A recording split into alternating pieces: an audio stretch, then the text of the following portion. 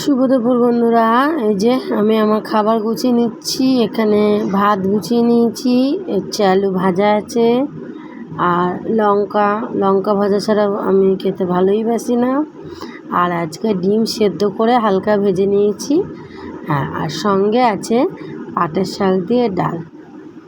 জমিয়ে খাওয়া দাওয়া হবে এই ডাল দিয়ে আজকে।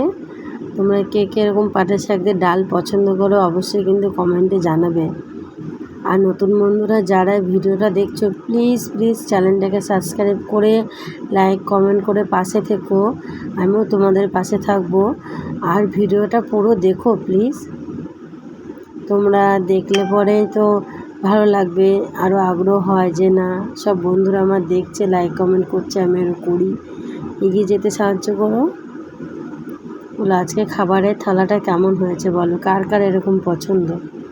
যদি ভালো লাগে তাহলে একটা লাইক কমেন্ট করে যেও।